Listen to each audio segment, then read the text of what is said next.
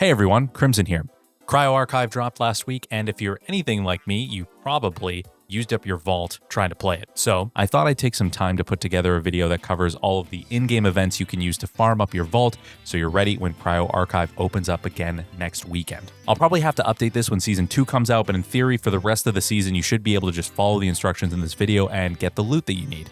A side note, I'm going to stick strictly to Perimeter and Dire Marsh today. Outpost is just its own beast and deserves an entire video, and I want to go over all of the mechanics, not just the in-game events for that map, and we'll tackle those soon. Also, I'm ordering these from easiest to hardest based mostly on how many times I've died trying to do them. So with all that out of the way, let's get into it. First off, TADs are these little antennas that you're going to find scattered around the map on top of buildings, and when you activate them, you'll send out a pulse that'll ping enemies, and these are great to hit when you see them since they give you a bit of SciAC XP. Okay, on to Lockbox Rooms. These are rooms that are scattered around the map, and they're randomized each raid. You can spot them from a ways off by red flares on the roof, and they typically spawn in the same building on each POI, so make sure you note where they are when you come across them so you know where to go back to. Inside, you'll find 5 to 7 lockboxes that require a lockbox key to open, and you can find these keys pretty much anywhere as loose loot or in the shop as well. You can buy them. The loot inside isn't top tier, but it's consistent, and they'll often have schemas that will unlock guns that you can buy in the shop. They're on like the right-hand side of the armory. Just a little tip here too, if you're going after these, you should definitely play as a thief or at least bring one in your squad. They can use their goggles to scan the boxes beforehand, and then you can see if they're green or blue or purple, and if you just have one key, we'll just use it on the purple box. It keeps it very simple and it saves you some keys. All right, hackable wall safes. These ones are a little bit weird because I saw them in the server slam and I have not seen them in my like almost 45 hours that I've been playing. I don't know if I like hallucinated them. I thought I had footage of them, but I didn't. But if I can find a screenshot of them, I'll put them up on the screen. They're basically just like a box on the wall you can interact with. And they're really simple. You hit them, they're going to trigger a pretty loud alarm. It can attract UESC bots and obviously players. So coordinate data pads. While you're exploring, you might find a dead body next to a coordinate data pad. Pick it up, it's going to ping a second data pad on your map with a blue marker. You find that second pad, and then it will ping a cache somewhere else on the map. It can be about halfway across, sometimes I've found. When you reach that cache, a terminal is going to materialize out of thin air and spawn 4 to 5 containers of pretty decent loot once you put the codes into it. There's enough to share with a full squad, making it very worth the detour, even solo. Like if you manage to find one, you can make out with pretty good loot. This is another one that I think it's a very easy to explain, and I think like doesn't take very much time, but you can get snuck up on, similar to the coordinate data pads if somebody's following you. These are secure caches. You're gonna find them sitting out in the open at the middle of most POIs. You can walk up to them, activate them, and then it's going to spawn a wave of UESC, and I think it spawns at least like one commander. Kill them, grab the loot, and just like get out of there. It's very consistent loot. I like doing these. The next one we're going to talk about is Toxin Rooms. These are rooms filled with, you guessed it, toxic gas, and you need to plug in a hazard override card into a nearby laptop to vent all the gas. If you don't have one, you can also pop a mechanics kit for a way to clear the tox effect, or you can have a triage if there's one on your team heal you with one of their bots. I don't know how effective that is though, I haven't tried it. Don't be like me in this video though, I think I popped the mechanics kits at like the wrong time. I don't think they're effective once you go in, but they do clear off the tox effect. The risk is pretty low on these ones. Now this is where we're getting into the more dangerous stuff in my opinion.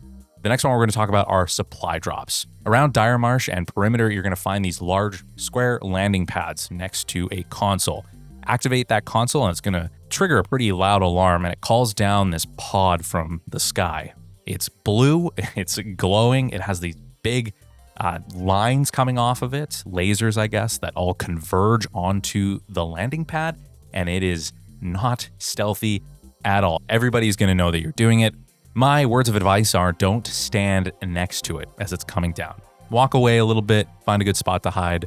Maybe get some high ground if there is some. Otherwise, if you are feeling a little sketched out by doing them, but you still want to do it, you can wait till later in the match to call it in when other teams have either died or extracted.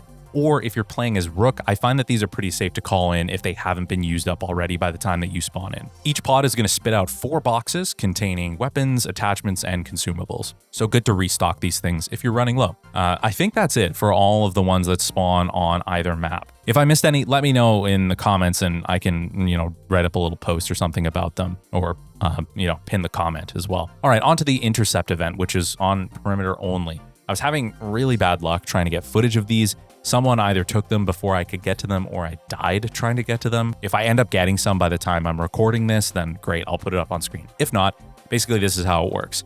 Oni's going to say that there's a profit opportunity available. Look for the blue marker that spawns on the POI, go to it, interact with the terminal, and get the number that it gives you. It'll be logged in your quest log, so don't worry about memorizing it. Several more blue pings are going to appear around the POI. Run to them, find the terminal with the matching number, and then swipe it for the key card. You're going to have to take that card to another POI, usually clear across the map, put it into that terminal, then it's going to spawn UESC dropships. 2 of them will have enemies in them, but the third has a cargo box underneath it.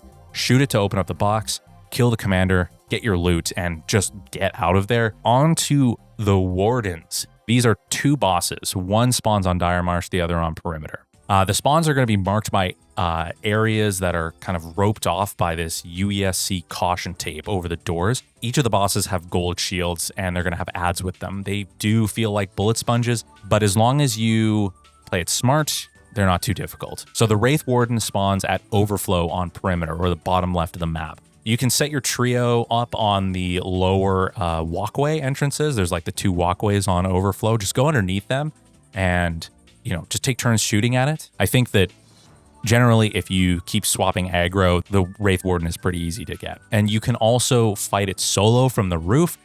Just make sure you don't get snuck up on, because that happened to me.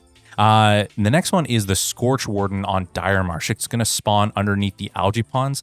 This one I found to be tougher to solo because it hangs out underground and there's no way to cheese it like you do with the Warden on Perimeter. Also, if you're fighting it with a squad, just be aware that people will be coming from all angles and they can hide underneath algae ponds like a little bit away from the Scorch Warden room. And as soon as you kill it, they can jump on you. I've seen teams die to this when I've been the one sneaking up on them, and I've died to this. So just be cautious.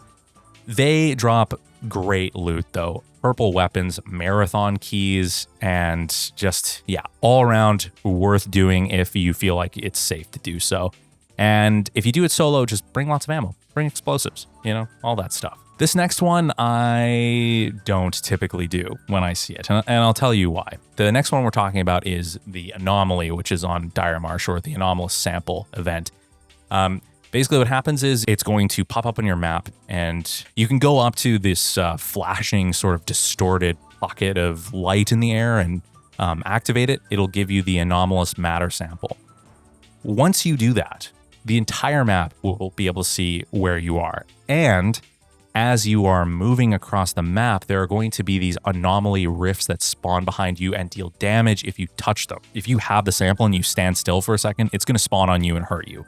Just be aware of that. And once you pick it up, it's going to ping this terminal or box across the map. You're going to run to it and throw the anomalous matter sample inside, and then you're going to wait for the timer to tick down. And it's a long time. You're just sitting there and you're at the basically the whims of any other team that knows that you've gone there. I don't know if they can see where the terminal is, but they can definitely see where you are. So just assume that you're being followed.